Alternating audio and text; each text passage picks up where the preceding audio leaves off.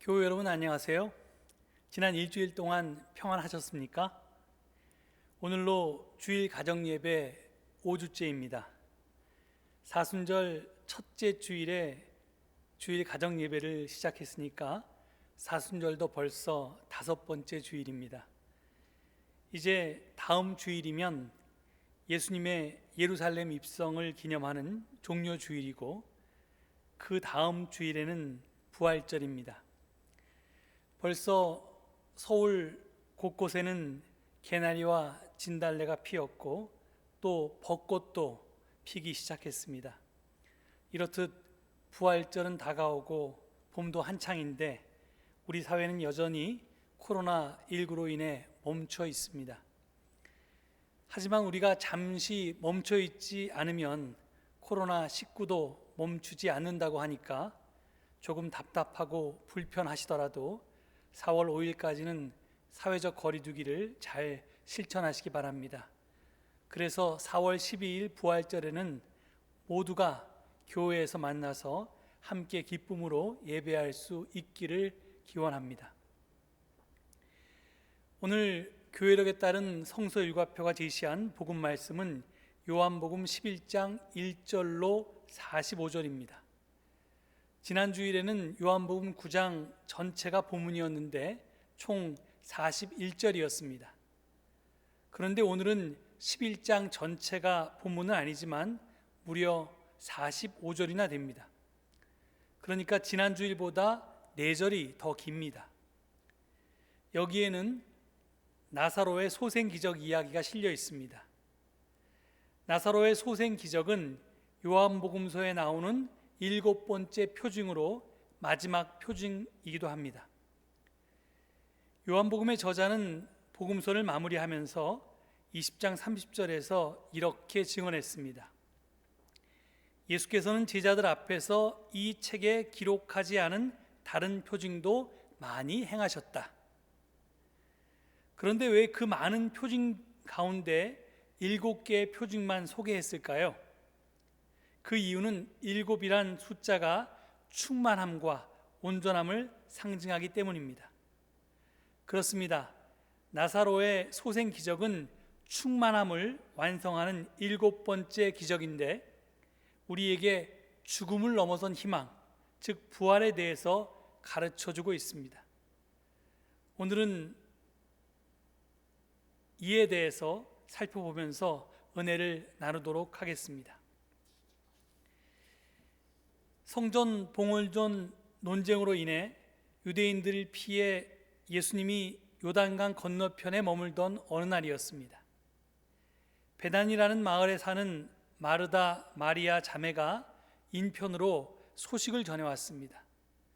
그 소식은 주님께서 사랑하시는 사람이 앓고 있다는 것이었습니다. 그런데 예수님은 나사로가 중병을 앓고 있다는 말을 듣고도 있던 곳에서 이틀을 더 머무르셨습니다. 사랑하는 사람이 위중한데 어떻게 지체할 수가 있을까요? 왜 예수님은 하필 이틀을 더 머무셨을까요? 우리는 그 이유를 본문이 2차례에 걸쳐 언급한 나사로가 죽은 지 나흘이나 되었다는 문장에서 짐작할 수가 있습니다.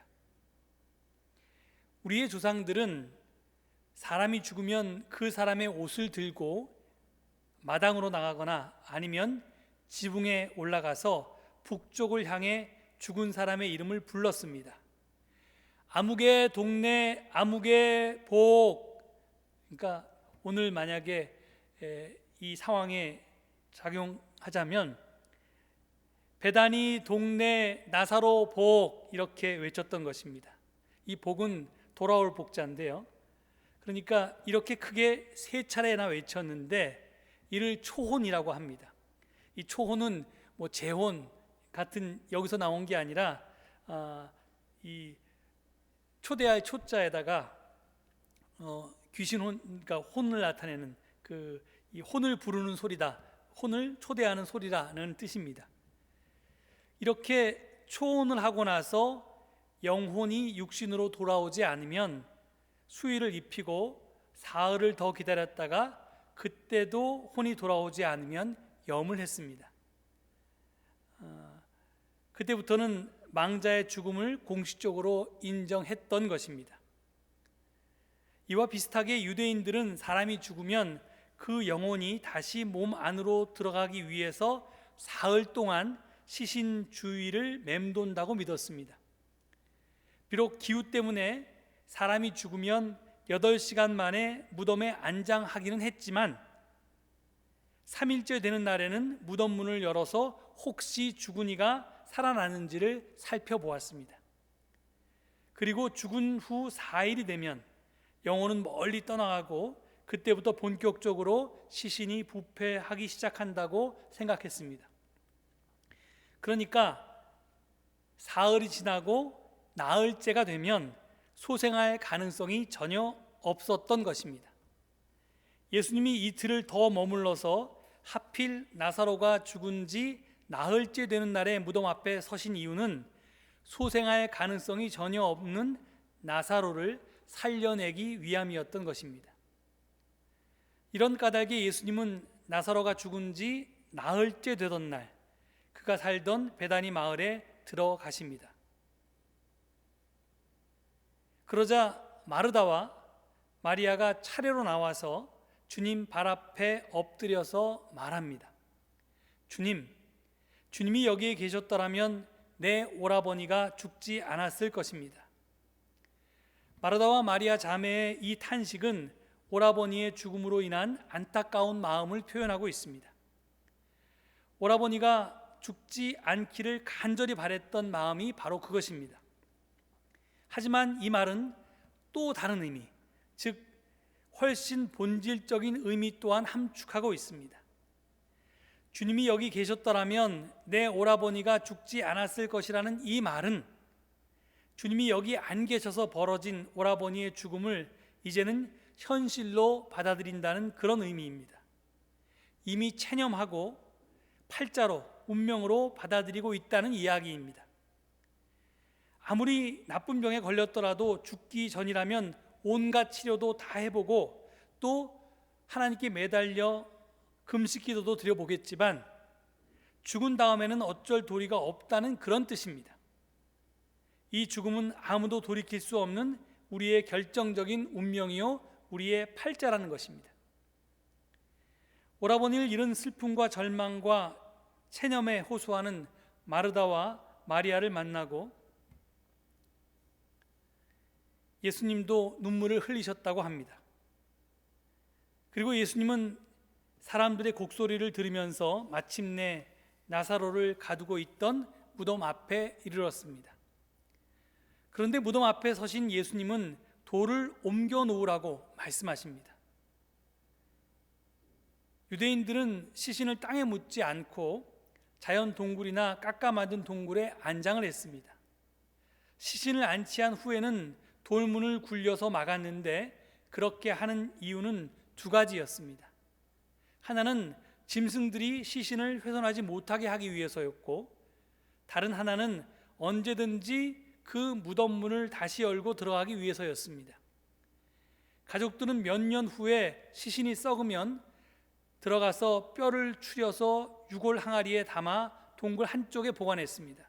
그리고 그 빈 자리는 다른 사람을 위해 비워두었습니다. 이런 배경에서 예수님은 지금 사람들에게 나사로의 동굴 무덤을 막고 있는 돌문을 치우라고 명령하신 것입니다. 그런데 여기서 의문이 듭니다. 숨이 끊어진 사람을 다시 살려내는 권능이 있는 분이 돌 하나 굴리는데 굳이 다른 사람의 도움이 필요했을까요? 예수님께서 돌을 옮겨 놓으라고 하신 것은 기적은 주님의 능력과 우리의 응답이 함께 할 때 비로소 일어나기 때문입니다. 요한복음 2장 가나의 혼인잔치에서 하인들의 순종을 통해서 물이 포도주로 바뀌었습니다. 9장 태생소경의 치유 사건에서도 태생소경이 예수님의 말씀대로 실로암 목까지 내려갔기 때문에 눈을 뜰 수가 있었습니다. 이렇듯 나사로의 소생 기적도 사람들의 응답이 함께할 때 비로소 이루어질 수 있는 것입니다. 요한복음에는 예수님의 명령을 받은 이들이 하나같이 무슨 일이 일어날지 전혀 모르면서도 예수님을 믿고 그분의 명령에 순종한 것으로 나와 있습니다. 그리고 예수님은 그들이 보여준 믿음의 순종에 맞게 기적을 일으키셨습니다. 우리도 마땅히 이 같은 태도를 지녀야 할 것입니다.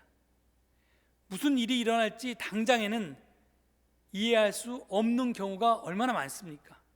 하지만 주님 뜻에 기꺼이 순종할 때 우리의 행위는 비로소 열매를 맺게 될 것입니다. 모든 것을 합하여 선으로 이끄시는 그분의 섭리 안에서 좋은 결과가 있을 것입니다. 이렇듯 기적은 주님의 능력과 우리의 응답이 함께할 때 일어나는데, 예수님이 돌을 옮겨오라고 명령했을 때 마르다가 다급하게 말했습니다. 주님, 죽은 지가 나흘이나 되어서 벌써 냄새가 납니다. 이 말이 무슨 뜻입니까? 현실을 현실로 인정하다는 말입니다. 괜한 일로 마음의 상처를 덧내는 일만은 피하자는 말입니다. 체념할 건 체념하고 이제 나사로의 죽음을 운명으로 받아들이자는 그런 뜻입니다. 앞서 설명했듯이 죽은 지가 나흘이 되었다는 말은 죽은 이의 영혼이 이제 돌이킬 수 없는 죽음의 강을 이미 넘어섰다는 뜻입니다. 이제 다 끝났다는 말입니다. 그런데 주님을 믿는 우리도 이 나흘이라는 신화에 갇혀서 살 때가 참으로 많습니다. 분명히 말씀드립니다. 시련이나 환난이 우리를 넘어지게 하는 것이 아닙니다. 주님 사랑에 대한 확신이 약해질 때 우리는 무너지게 됩니다. 시험이 우리를 무너지게 하는 것이 아닙니다. 하나님의 약속에 대한 우리의 믿음이 약해질 때 우리는 허물어집니다. 꼭 기억하시기 바랍니다. 믿음의 반대말은 불신앙이 아닙니다. 믿음의 반대말은 절망입니다. 이제는 어떻게 해볼 도리가 없다고 말하는 것이야말로 진짜 불신앙입니다. 잊지 마십시오. 인간의 희망이 끝난 자리에서 하나님의 희망은 시작됩니다.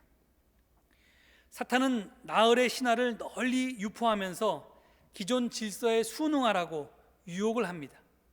하지만 주님은 나흘의 신화에 굴종하기를 거부하십니다. 본문 40절에서 예수님께서 마르다에게 말씀하십니다. 내가 믿으면 하나님의 영광을 보게 되리라고 내가 네게 말하지 않았느냐? 그렇습니다. 믿음이 요구되는 것은 인간의 희망이 끝난 바로 그 자리입니다. 그때 우리는 하나님을 믿어야 하는 것입니다. 사람들이 돌문을 옮겨놓자 주님은 하늘을 향해 기도를 올렸습니다. 하지만 뭔가를 구하는 기도가 아니었습니다. 아직 성취되지도 않은 현실에 대한 감사의 기도였습니다. 41절은 아버지, 내 말을 들어주신 것을 감사드립니다 하고 되어 있습니다. 그 다음에 예수님은 입을 벌리고 있는 무덤을 향해서 이렇게 말씀하십니다. 나사로야 나오너라. 그러자 마침내 나사로가 무덤 입구의 모습을 드러냅니다. 그 모습은 마치 산자의 세계와 죽은 자의 세계의 경계선에 서 있는 듯한 모습입니다. 그의 손과 발은 천으로 감겨져 있었고 얼굴은 수건으로 싸매어 있었습니다. 그러니 볼 수도 들을 수도 말할 수도 걸을 수도 없는 처지였습니다. 그는 죽음의 사슬에서 아직도 풀려나지 못했던 것입니다. 이제 우리는 주님의 마지막 명령을 듣습니다. 그를 풀어주어서 가게 하여라. 죽음의 사슬을 풀어주라는 것입니다. 흥미로운 것은 이 명령에 대해서 사람들이 어떻게 반응했는지 요한복음은 언급하고 있지 않다는 것입니다. 왜 요한복음은 이 이야기를 미완성으로 마쳤을까요? 그것은 풀어주어서 가게 하여라 하는 명령이 2000년 전 유대 땅에 살던 사람들에게만 주어진 것이 아니라 바로 지금 여기에 살고 있는 우리 모두에게 주어진 것이기 때문일 것입니다. 우리 주변에는 죽음의 옷을 버리지 못한 이들이 많습니다. 세상에는 천과 수건으로 묶인 채 무덤 앞에 서 있는 이들이 참으로 많습니다. 이런 근심, 저런 걱정이 사슬이 되어서 우리네 삶을 얽매어 얽어맵니다. 주님은 우리에게 그런 죽음의 사슬을 풀어내고 자유롭게 생명을 누리라고 말씀하십니다. 이 생명 살림의 명령이 우리 삶의 근거이어야 합니다. 우리는 마르다나 마리아처럼 나흘이라는 신화에 갇혀서 살 때가 많습니다. 우리 생각에는 죽은 지 나흘이 지났으니 시체 썩는 냄새가 진동할 것이고 죽은 이를 다시 살려낸다는 것은 불가능하다고 그렇게 생각합니다. 그러나 주님은 믿으면 가능하다고 말씀하셨습니다. 믿는다는 것은 현실을 객관적으로 보는 것에 머무는 것이 아닙니다. 확신을 가지고 뛰어드는 것입니다. 그렇게 믿음으로 뛰어들면 새로운 길이 보이게 되고 새로운 현실이 펼쳐질 수 있습니다. 또 지금까지 현실적으로 불가능하게 보였던 일도 가능해질 수 있는 것입니다. 당신을 광야에까지 따라 나선 수천 명의 사람을 보면서 주님은 제자들에게 너희가 먹을 것을 주라고 명령하셨습니다. 하지만 제자들은 그건 불가능한 일이라고 대답했습니다. 계산이 서지 않는 일이었기 때문입니다. 그러나 한 아이가 주님의 명령에 순종해서 보리떡 5개와 물고기 2마리를 바쳤을 때 기적이 일어났습니다. 5천 명이 배불리 먹고도 12광주리가 남았습니다. 그렇습니다. 주님이 우리에게 요구하는 것은 5천 명을 먹일 만큼의 많은 음식이 아닙니다. 막막한 현실에 결코 절망하지 않고 끝까지 희망을 품고 주님의 명령을 따르는 것입니다. 그러니 실패해도 낙심하지 마십시오. 명이라고 말하면서 체념하지 마십시오. 여기까지라고 하면서 포기하지 마십시오. 주님이 오늘 우리에게 말씀하십니다. 아무개야, 네 인생에서 절망이라는 돌을 옮겨 놓아라. 아무개야, 너를 둘러싸고 있는 죽임의 세력으로부터, 낙심으로부터, 체념으로부터, 포기로부터 빠져나오너라. 아무개야, 힘을 내라. 내가 너와 함께 있다. 그러니 너를 에워싸고 있는 죽음의 세력을 떨쳐내고 지금 당장 자유롭게 되어서 힘차게 걸어라. 아무쪼록 우리가 모두 이렇게 말씀하시는 주님의 음성을 들을 수 있기를 바랍니다. 이 음성을 듣고 우리가 시작하기만 하면 우리 주님께서 그 일을 마침내 이루십니다. 언제 어디서나 이 희망, 이 죽음을 넘어선 희망을 가지고 있으면 우리는 오늘 여기서 부활을 살 수가 있는 것입니다. 오늘 사순절 5번째 주일에 이 희망을 가지고 오늘 여기서 부활을 사는 여러분 모두가 되시기를 간절히 축원드립니다. 이 말씀을 되새기시면서 침묵 가운데 묵상하시겠습니다.